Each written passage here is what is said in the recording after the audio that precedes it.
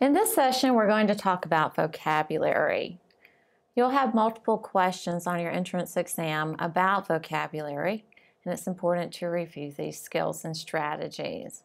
Well, vocabulary, what is it? The words the author uses in a text to convey meaning and secure understanding. Within the reading selections, the author will use context clues in some cases. Context clues are the adjoining terms in a text which influence the meaning of a word. There are four general types used. First, synonyms, which are words with the same or similar meaning as to the identified term that you have to define. Antonyms, words with the opposite meaning to the identified term that you have to define. Examples, these are illustrations to convey word meanings. And the general sense of that sentence or section of the passage is also considered a context clue, which are independent adjoining terms that convey the author's meaning. Synonyms are sometimes identified by terms like or, that is, maybe a set of parentheses will follow the term, a set of commas, a set of dashes, and then the information that comes in between the parentheses or set of commas or set of dashes gives you information that's synonymous to the identified term. Antonyms may be identified by contrastive terms like but, however, in contrast, not, on the other hand, unlike, and yet. Examples may be signaled by terms like consist of, such as, for instance, and including. It's always important to identify or to get the general sense of meaning within that sentence or section of the reading. Now let's look at some examples. Unlike the convenient New York City transportation system, in many U.S. cities, commuting is cumbersome.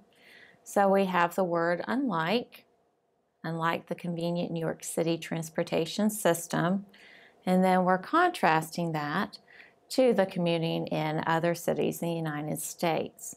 So if we're saying that the New York City transportation system is convenient, and we have the term unlike at the beginning, then commuting in other U.S. cities means the opposite of that.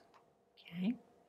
Let's look at the next sentence. Broccoli and cauliflower are cruciferous vegetables. Broccoli and cauliflower are your examples to the meaning of cruciferous. Students should take a respite after completing final exams. You would get the general sense of this sentence in order to identify the meaning on the exam. The Caribbean islands are known for their pristine or uncorrupted beaches. So we have the word or, and we know that pristine has a similar meaning to the word to the words uncorrupted.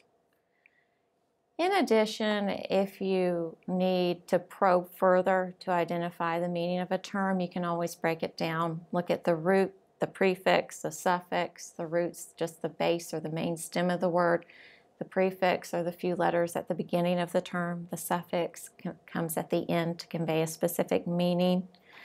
The word pandemic was a very popular word and became popular a few years ago whenever we heard about the avian bird flu.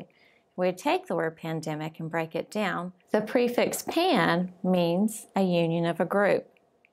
The root is dim, and we hear that root word used in many terms, and we know that refers to people.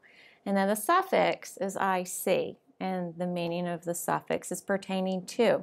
So this information gives us the meaning of the word pandemic. Even if you just knew the root dim, that's a common root. We use it in so many words. That would help you to figure out what the meaning is or what the connotation is of the specified term, but always look at the general sense. Okay. Question stems that you may see on the exam as used in the text, this term most nearly means. In the context of this text or paragraph, the word most nearly means. The underlying word, as used in paragraph 2, is best described or defined as. The best definition of in paragraph 3 is What is the best meaning of the word? And in sentence 5, the specific term means. Question stems by category. Well, if you have a specific question about synonymous language used, the question may be posed like, which word has the same or similar meaning as?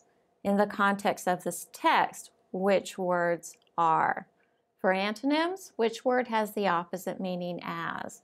In the context of this text, the words are.